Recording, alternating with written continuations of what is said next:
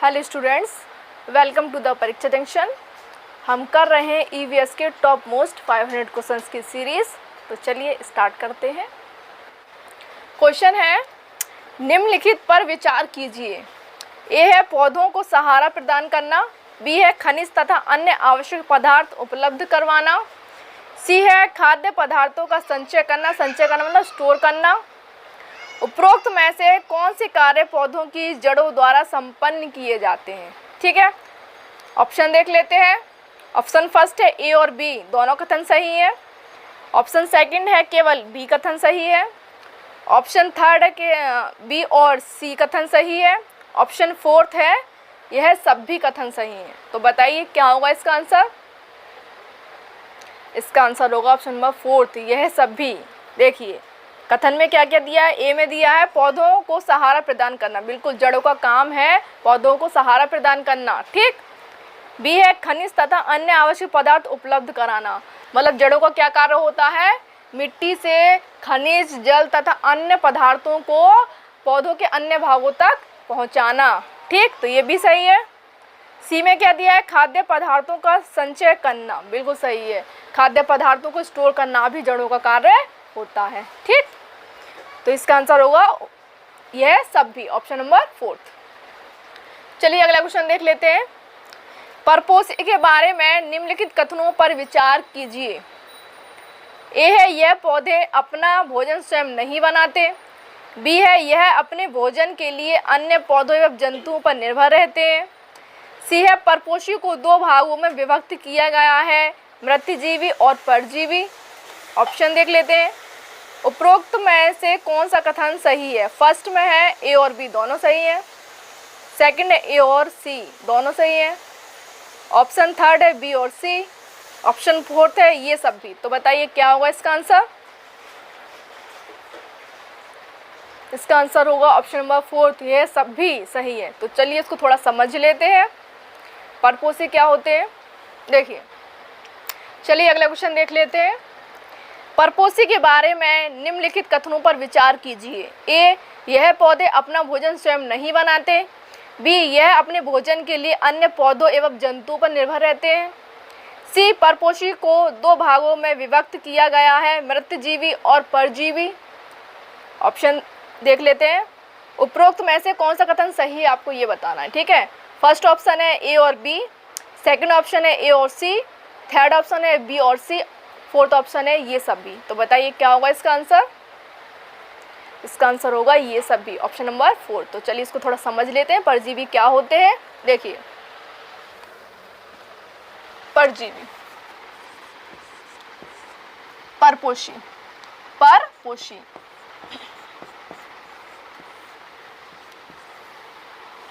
परपोषी वे जीव होते हैं जो अपने भोजन के लिए या अपने पोषण के लिए दूसरे जीवों पर आश्रित होते हैं, ठीक।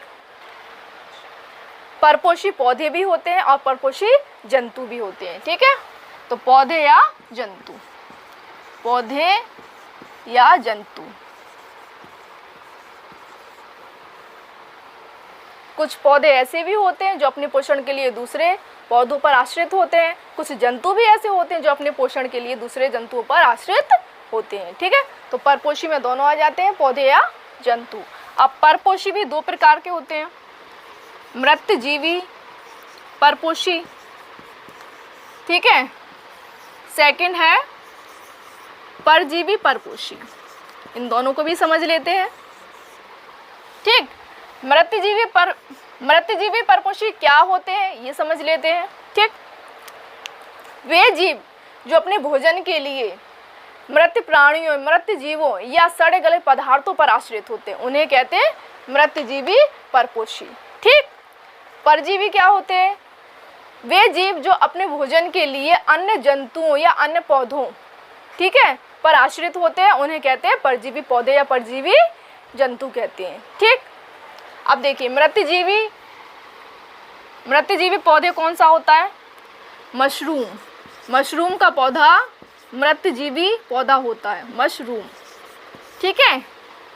इसमें परजीवी में क्या आएगा? परजीवी में कौन सा पौधा आता है? अमरवेल, अमरवेल परजीवी पौधा है, ठीक है, जो दूसरे पौधे के तने पर आश्रित होती है। ठीक है, इसकी जड़ें जो है उस पौधे में प्रवेश कर जाती हैं और पोषण प्राप्त करती हैं। ठीक, ऐसी मशरूम का पौधा भी मृतजीवी सड़े गले पौधों से अपना भोजन प्राप्त करता है। ठीक, चलिए अगला क्वेश्चन देख लेते हैं। प्रकाश संश्लेषण के बारे में निम्नलिखित कथनों पर विचार कीजिए। ए है, प्रकाश संश्लेषण में ऊर्जा का स्रोत सौर ऊर्जा होती है, बिल्कुल सही है।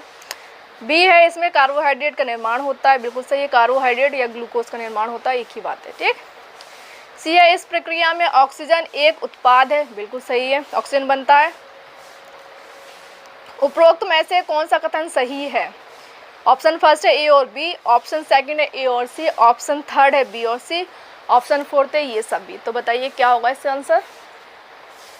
इसका आंसर होगा ऑप्शन नंबर फोर्थ, ये सब भी। चलिए इसको थोड़ा समझ लेते हैं। प्रकाश संश्लेषण, देखिए प्रकाश संश्लेषण में क्या होता है, 6CO2 प्लस वातावरण की कार्बन डाइऑक्साइड प्लस 6H2O जो पौधों की जड़ों के द्वारा पत्तियों में लाया जाता है। ठीक है, और पत्तियां जो है वातावरण की CO2 को स्टोर कर लेती हैं और ये जड़ों के द्वारा लाया जाता है पत्तियों में। ठीक है, जल। अब देखिए इसमें प्रकाश संश्लेषण होगा सौर ऊर्जा की उपस्थिति में, सौर ऊर्जा, और क्या चाहिए इसमें, क्लोरोफिल जो कि पत्तियों में पाया जाता है। ठीक है, बिना क्लोरोफिल के फोटोसिंथेसिस नहीं हो सकता। ठीक, ना तो सौर ऊर्जा के बिना होता है, ना ही क्लोरोफिल के बिना प्रकाश संश्लेषण हो सकता है। ठीक, दोनों की जरूरत होती है। इससे क्या बनेगा, C6H12O6 जिसे हम कार्बोहाइड्रेट या ग्लूकोज कहते हैं, ग्लूकोज या कार्बोहाइड्रेट, कार्बोहाइड्रेट। ठीक है, प्लस क्या बनेगा यहाँ पे, ऑक्सीजन बनेगी 6O2। ठीक, तो ये क्या बन गया, ऑक्सीजन। प्रकाश संश्लेषण में दो चीजें बनती हैं, ग्लूकोज या कार्बोहाइड्रेट बनता है प्लस ऑक्सीजन बनती है। ऑक्सीजन जो है वातावरण में छोड़ दी जाती है पत्तियों के द्वारा। ठीक, तो देखिए तो कथन में क्या क्या था, इसमें सौर ऊर्जा की आवश्यकता होती है, बिल्कुल होती है। ठीक है, फिर क्या आता है, इसमें कार्बोहाइड्रेट का निर्माण होता है, बिल्कुल होता है। फिर क्या आता है, इसमें ऑक्सीजन एक उत्पाद है, बिल्कुल सही है, इसमें ऑक्सीजन का भी निर्माण होता है। इसलिए इसका आंसर होगा उपरोक्त सभी। ठीक, चलिए अगला क्वेश्चन देख लेते हैं। किसी जगह के फ्लोरा और फौना सूचित करते हैं। ए है, पेड़ पौधे एवं जंतुओं को, बी है, मछलियों एवं पेड़ पौधों को, सी है, जंतुओं एवं मछलियों को, डी है, पक्षियों एवं पेड़ पौधों को। तो बताइए क्या होगा इसका आंसर? इसका आंसर होगा पेड़ पौधे एवं जंतुओं को। देखिए फ्लोरा और फौना क्या होते हैं,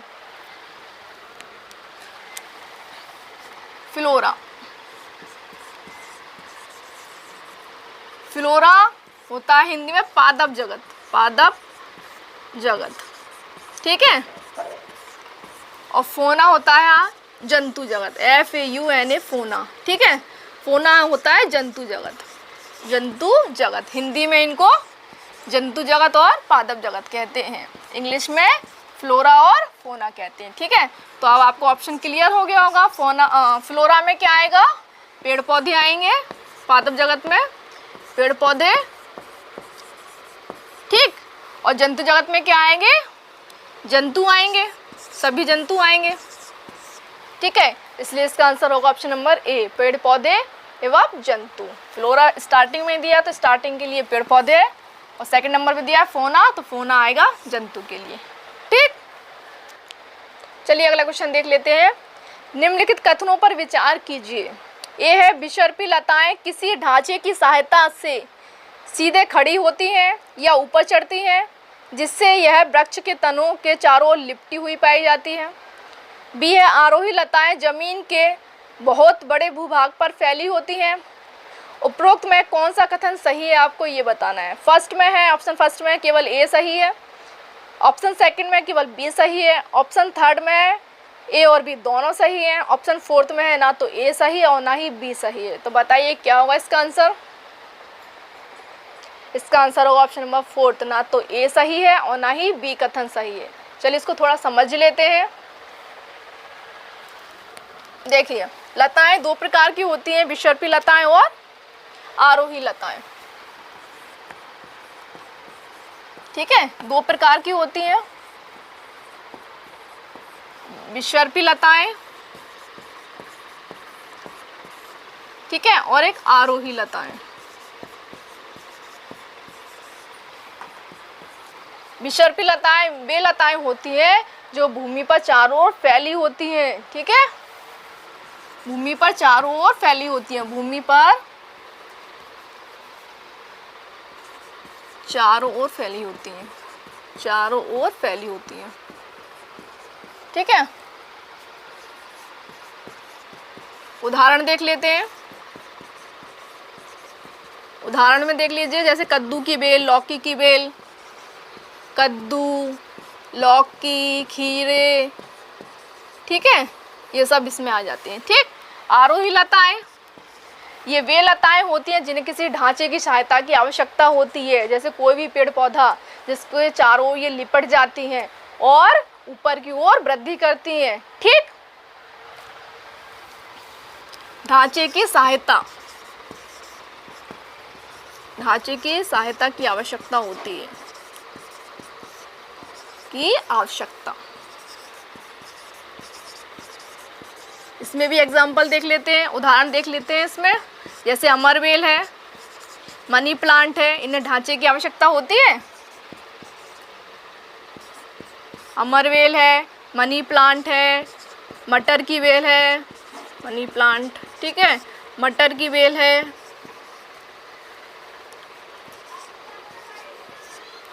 ठीक। कथन ए में क्या दिया था? विसर्पी लताओं को ढांचे की सहायता की आवश्यकता होती है, गलत है। ढांचे की सहायता की आवश्यकता किसे होती है? आरोही लताओं को। तो कथन ए भी गलत हो गया। कथन बी में क्या दिया था?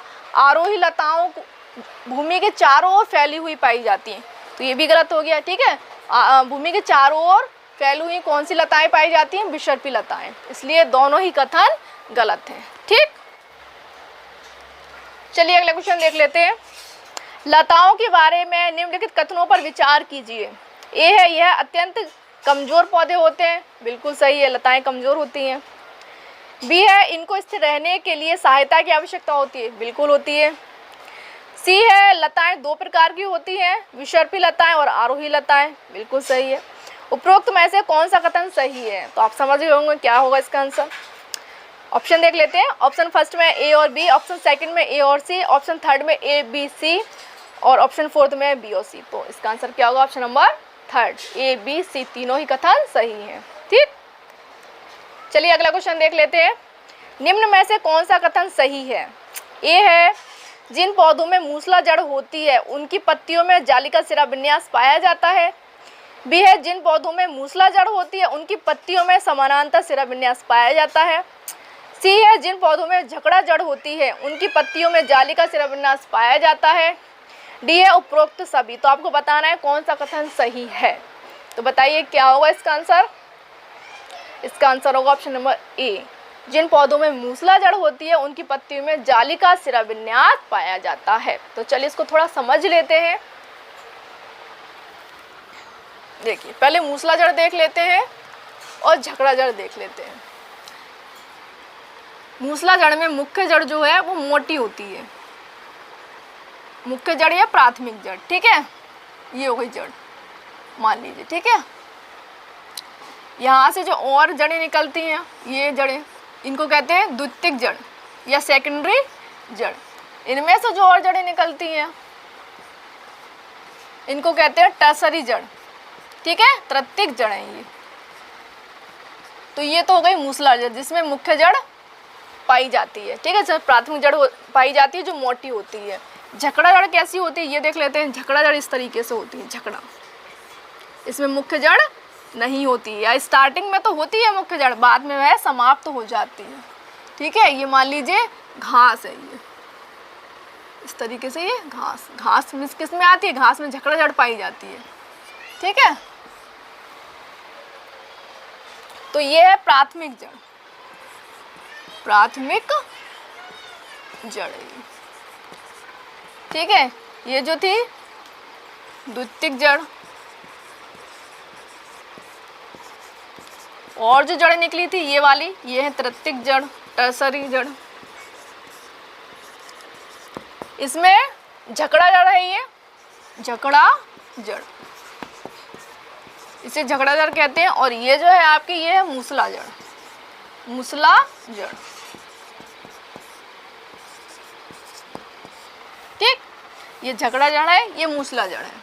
इसमें मुख्य जड़ या प्राथमिक जड़ नहीं पाई जाती, इसलिए इसमें द्वितीयक या तृतीयक जड़ भी नहीं पाई जाती। ठीक है, अब देखिए जिन पौधों में मूसला जड़ पाई जाती है उनकी पत्तियां किस प्रकार की होती हैं ये देख लेते हैं। देखिए ये पत्ती है, ठीक है, ये सिराएं हैं, ये भी सिराएं हैं।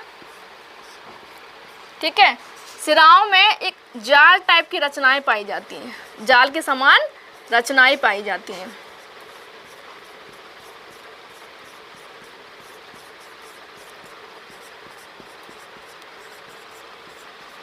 ठीक है, इसलिए इस सिरा विन्यास को कहते हैं जालिका सिरा विन्यास। क्या कहते हैं? जालिका सिरा विन्यास, जालिका सिरा विन्यास, सिरा विन्यास। ठीक है, ये सिराएं हैं, ये जो थी ये सिराएं हैं, इनके द्वारा ये जाली के समान रचनाएं बन जाती हैं, इन्हीं को हम कहते हैं जालिका सिरा विन्यास। ठीक, सेकंड देख लेते हैं। ये तो पाई जाती है जिसमें मूसला जड़ पाई जाती है जिन पौधों में, उसमें पत्तियां जालिका सिरा विन्यास वाली पाई जाती हैं। ठीक, सेकंड देख लेते हैं जिनमें झकड़ा जड़ पाई जाती हैं जिन पौधों में, उनकी पत्तियां किस प्रकार की होती हैं।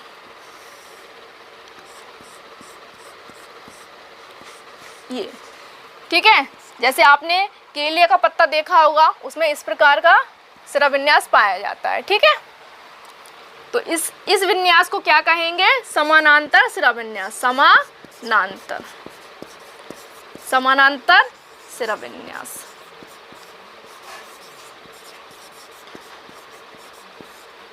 ठीक है, तो आपने देखा जिसमें मूसला जड़ पाई जाती है उसमें जालिका सिरा विन्यास पाया जाता है। ठीक है, और जिसमें झकड़ा जड़ पाई जाती है जिन पौधों, उनमें क्या?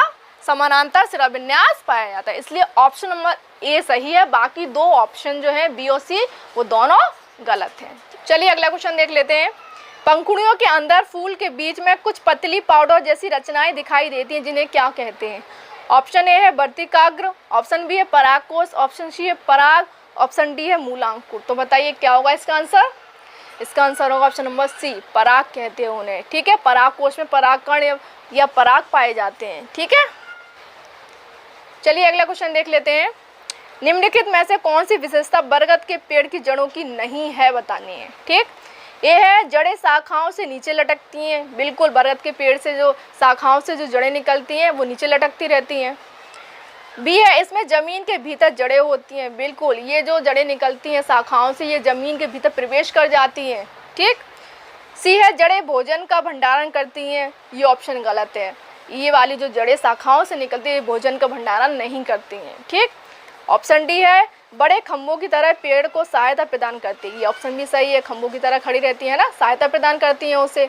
तो ऑप्शन नंबर सी जो है भोजन का भंडारण करती है, ये गलत है। ठीक, अगला क्वेश्चन देख लेते हैं। इस पौधे में पत्तियां हैं जिन्हें सब्जी की तरह प्रयोग में लाया जाता है। इसके बीजों से तेल प्राप्त किया जाता है। यह पौधा कौन सा है, आपको ये बताना है। ठीक है, ऑप्शन ए है पालक, ऑप्शन बी है नारियल, ऑप्शन सी है बंद गोभी, ऑप्शन डी है सरसों। तो बताइए क्या होगा इसका आंसर? इसका आंसर होगा ऑप्शन नंबर डी, सरसों। तो अब इसको थोड़ा समझ लेते हैं। देखिए, पालक, पालक सब्जी की तरह प्रयोग में लाया जाता है। पालक की पत्तियों को, बिल्कुल सही है ये तो। ठीक है, पर इसमें क्या लिखा है? इसके बीजों से तेल प्राप्त किया जाता है। तो पालक के बीजों से तेल प्राप्त किया जाता है? नहीं किया जाता, तो ये ऑप्शन गलत हो गया। बी है नारियल, नारियल की पत्तियों को सब्जी की तरह प्रयोग किया जाता है? नहीं किया जाता, तो ये ऑप्शन तो वैसे ही गलत हो गया। ऑप्शन सी देखो, बंद गोभी, बंद गोभी जो है पत्ती ही है एक प्रकार की जिसे सब्जी की तरह प्रयोग किया जाता है। बिल्कुल सही है ये तो। आप कह रहे हैं इसके बीजों से तेल प्राप्त किया जाता है, इसके बीजों से तेल प्राप्त किया जाता है? नहीं किया जाता, है ना, तो ये ऑप्शन भी गलत हो गया। ऑप्शन नंबर डी है सरसों, बिल्कुल सरसों की पत्तियों को खाया जाता है, जिसे हम सरसों की भाजी कहते हैं, ये तो सही है। और इसके तेलों से तेल प्राप्त किया जाता है बीजों से, बिल्कुल सही है, इसके बीजों से तेल प्राप्त किया जाता है। तो ऑप्शन नंबर डी बिल्कुल सही है। ठीक, तो ये थे आज के क्वेश्चंस। अगर आपको ये वीडियो पसंद आया हो तो इस वीडियो को लाइक करें, शेयर करें, उस चैनल को सब्सक्राइब करें। Thank you.